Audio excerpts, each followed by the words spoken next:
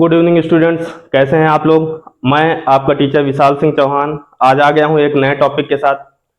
तो पिछले वीडियो में हम लोगों ने देखा था कि यूजेज ऑफ डायमेंशंस में हमने दो टॉपिक्स पढ़ लिए थे। पहला हमने पढ़ लिया था कि पहला यूजेज ऑफ डायमेंशंस ये होता है कि to check the correctness of an equation, किसी भी इक्वेशन की करेक्टनेस को चेक करना। To check the correctness of an equation. और दूसरा हम लोगों ने यूज इसका ये देखा था, कन्वर्जन ऑफ यूनिट्स।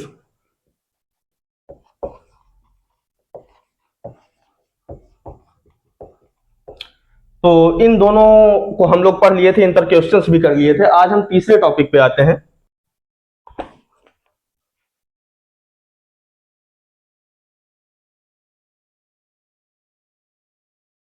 तो तीसरा हमारा टॉपिक है deducing the relation among physical quantities.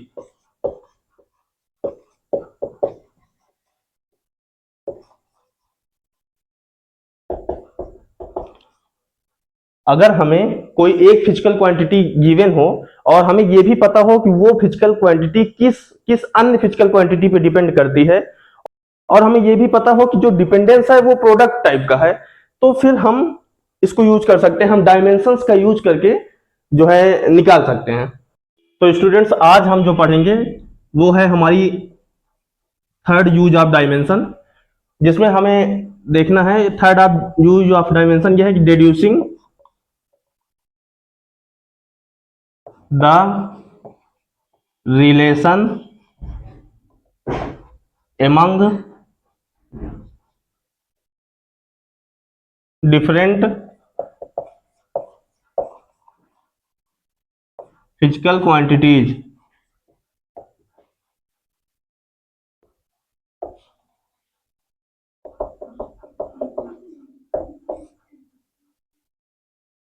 तो इसके लिए हमें ऐसे दिया जाता है कि हमें कोई एक फिजिकल क्वांटिटी गिवन रहेगी, जैसे कोई एक फिजिकल क्वांटिटी ए हमें गिवन है, और हमें यह भी बता दिया जाएगी कि ये जो डिपेंड करती है ये किसी अन्य फिजिकल क्वांटिटी बी, सी और डी पर डिपेंड करती है, और ये जो डिपेंडेंस है ये प्रोडक्ट टाइप का है।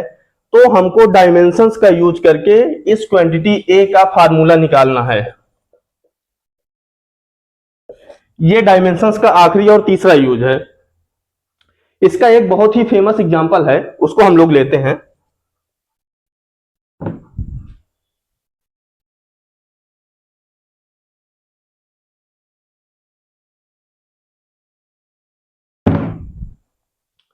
एग्जांपल ये है कि अगर हमें एक पेंडुलम दिया हुआ है,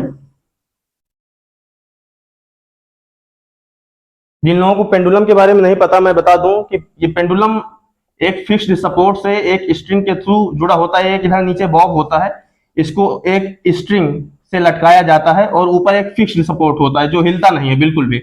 और इस स्ट्रिंग की भी कुछ खासियत होती है कि ये मासलेस होती है। वैसे हम जानते हैं कि कोई भी चीज मासलेस नहीं होती, लेकिन इस बॉब के मास की तुलना में इस स्ट्रिंग का मास बहुत कम होता है, इसलिए हम इस स्ट्रिंग को मासलेस कंसीडर करके चलते हैं। और ये जो स्ट्रिंग है ये इनएक्सटेंसिबल होती है।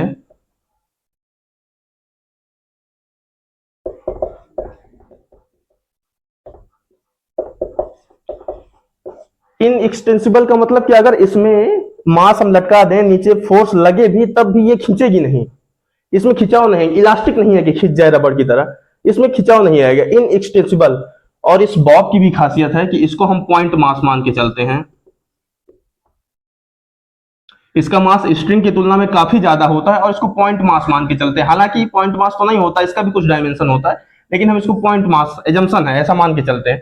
तो ये होता है हमारा एक सिंपल पेंडुलम। तो हमको इस सिंपल पेंडुलम का टाइम पीरियड निकालने को कहा गया है। जब इसको ये ऑसिलेट करता है ऐसे ऐसे, तो इसका टाइम पीरियड निकालने के लिए कहा गया है। और हमको ये बताया गया है कि जो टाइम पीरियड है वो तीन चीजों पर डिपेंड कर रहा है: लेंथ ऑफ द स्ट्रिंग पर, मास ऑफ द बॉब पर, और एक्सीलरेशन ड्यू टू ग्रेविटी पर। अब हमको टाइम पीरियड का फार्मूला निकालना है। तो इसके लिए सबसे पहले हम ये करते हैं कि मान लेते हैं कि जो टाइम पीरियड है वो लेंथ की पावर ए पर डिपेंड कर रहा है, मास की पावर बी पर डिपेंड कर रहा है और ग्रेविटी की पावर सी पर। हमें नहीं पता कि पावर कितनी है, लेकिन मान लेते हैं कि ए बी सी पर डिपेंड कर रहा है। वो तो कैलकुलेशन में निकल के आएगा कि कितने पर डिपेंड कर रहा है, तब देखेंगे। और हम लोग ये भी जानते हैं कि जब हमको ये प्रोपोर्शनैलिटी कांस्टेंट हटाना पड़ता है, प्रोपोर्शनैलिटी का साइन हटाना पड़ता है, तो इधर एक कांस्टेंट लाना पड़ता है। तो हम इस साइन को हटा करके इक्वल का साइन लगा देते हैं और यहाँ एक डायमेंशनलेस कांस्टेंट ले लेते हैं के, और इसको ऐसे ही लिखते हैं, लेंथ की पावर ए, मास की पावर बी और ग्रेविटी की पावर सी। अब हमने प्रिंसिपल ऑफ होमोजेनिटी पढ़ा है और प्रिंसिपल ऑफ होमोजेनिटी में यह कहा गया है कि अगर कोई हमारे पास इक्वेशन है तो इक्वेशंस में जितने भी टर्म्स होंगे सबका जो डायमेंशनल फार्मूला है वो सेम होता है। तो इसमें कितने इक्वेशंस हैं, कितने टर्म्स हैं? एक टर्म ये है और एक पूरा टर्म ये है, दो टर्म्स हैं। इन दोनों का जो डायमेंशनल फार्मूला है वो सेम होना चाहिए। ठीक है,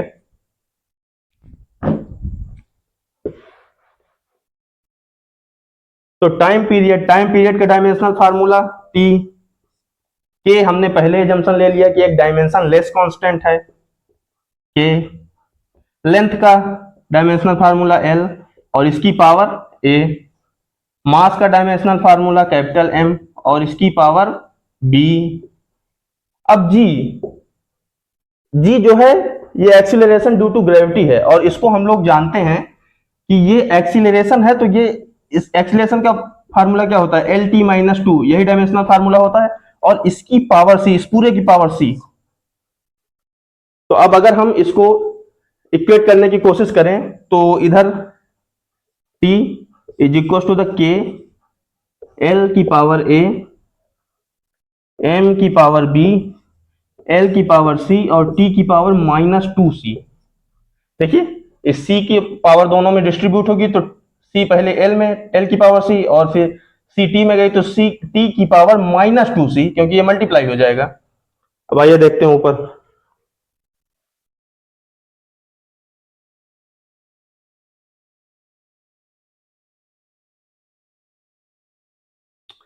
इस टी को हम चाहे तो ऐसे भी लिख सकते हैं, m zero l zero t one. बात वही होगी कि एम में पावर जीरो, एल में पावर जीरो और टाइम में वन। इधर के तो डायमेंशनलेस कांस्टेंट है, इनको लिख लेते हैं।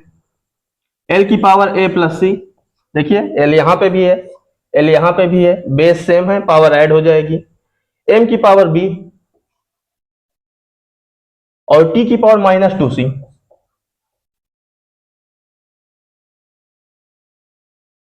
अब इक्वेट करें हम तो देखिए m की पावर जीरो है और b की पावर जीरो है, तो b is equal to the zero हम सीधा सीधा निकाल सकते हैं। अगर t की देखें तो माइनस टू सी है और t का वन है, तो one is equal to the minus two C, ये भी हम निकाल सकते हैं। और l का अगर देखें तो a plus c is equal to the zero. तो यहां से अगर हम c की वैल्यू पहले निकाल लें तो c is equal to the minus one by two होगा। देखिए c, ये माइनस टू इधर आ जाएगा तो माइनस का वन बाई टू हो जाएगा। अब इस c की वैल्यू हमें यहां पुट करनी है, तो a और c की वैल्यू क्या है? माइनस वन बाई टू, तो minus one by two is equal to zero, तो a is equal to the one by two.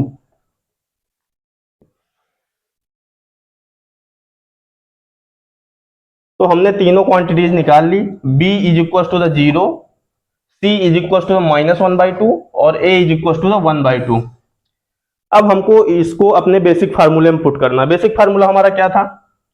t is equal to के एल ए एम बी और g की power c, यही था basic formula. अब इसमें हम पुट कर देते हैं, t इज इक्वल टू के, ऐसे ही रहेगा। l की पावर a, एक वन बाई टू, तो l की power one by to, m की पावर b मतलब जीरो, m की पावर जीरो, g की पावर c मतलब minus one by to, g की power minus one by two. अब देखिए एनीथिंग पावर जीरो जो होता है वो वन होता है, तो इसको अब लिखने की जरूरत नहीं कि वन मल्टीप्लाई करेंगे तो कोई फर्क नहीं पड़ेगा। तो t is equal to the के L one by two and g minus one by to.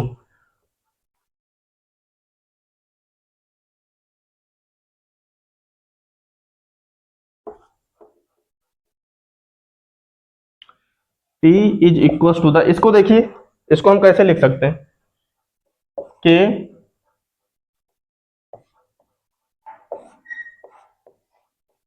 ऐसे लिख सकते हैं t इज इक्वल टू के, तो यही है, लेंथ की पावर में 1/2 है, तो 1/2 क्या होता है, लेंथ 1/2 को अंडर रूट एल ही तो लिखेंगे, क्योंकि अंडर रूट का मतलब क्या होता है, किसी चीज की पावर 1/2, तो वही किया है, लेंथ की पावर 1/2 अंडर रूट एल, जी की पावर -1/2, जी की पावर -1/2 को हम क्या लिख सकते हैं, 1/जी की पावर 1/2, इसको क्या लिख सकते हैं, 1/√जी, तो वही है, मल्टीप्लाई हो गया।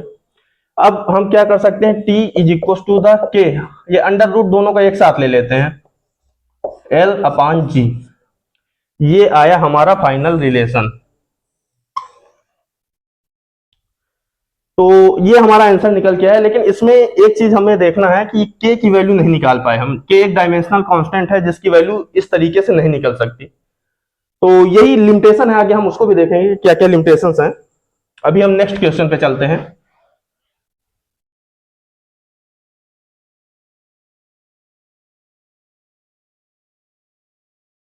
तो नेक्स्ट क्वेश्चन है ये कि हमको एक फार्मूला दिया हुआ है, x is equal to the a plus b t plus c t square plus d t cube, ये फार्मूला गिवन है, और एक इंफॉर्मेशन और गिवन है कि x जो है डिस्टेंस है और t जो है वो टाइम है, तो हमें निकालना क्या है, find the dimensions of a b c d, a b c d के डायमेंशन हमें निकालना है, तो इसमें भी हमको प्रिंसिपल ऑफ होमोजेनिटी लगाना है।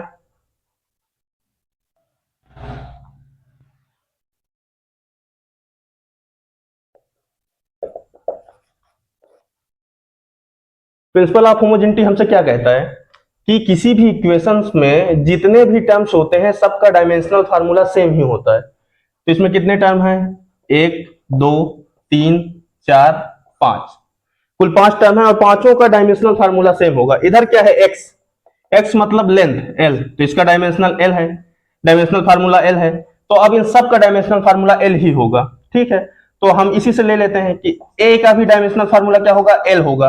अब इस टर्म का भी पूरे का डायमेंशनल फार्मूला जो है l ही होगा, मतलब बी टी का डायमेंशनल फार्मूला l होगा, तो b का क्या होगा, L/T, क्योंकि ये t टाइम है, नीचे जाएगा t, तो फार्मूला क्या बनेगा, LT-1। अगर हम c का देखें तो देखिए सी टी स्क्वायर का भी डायमेंशनल फार्मूला l ही होगा, तो c is equal to L/T square is equal to LT-2।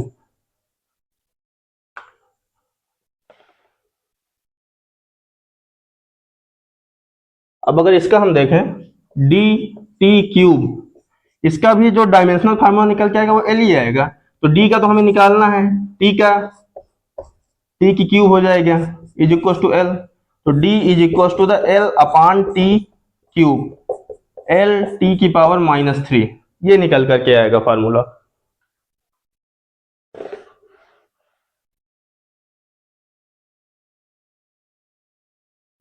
तो स्टूडेंट्स, आज जो है uses of dimensions topic complete हो गया है। हम जो है अगली बार हम लोग जो टॉपिक डिस्कस करेंगे वो होगा सिग्निफिकेंट फिगर्स, तो ठीक है, पढ़ते रहिए, लगे रहिए, और अगर आप लोगों को मेरा वीडियो अच्छा लगता है, कुछ भी सीखने को मिलता है, तो लाइक कर दीजिए और सब्सक्राइब कर दीजिए। अगर आपको कोई कमेंट करना है, डाउट वाउट है, तो कमेंट कर दीजिए, मैं पढ़ूंगा और उसका रिस्पॉन्स दूंगा अगले वाले वीडियो में, ठीक है, मिलते हैं।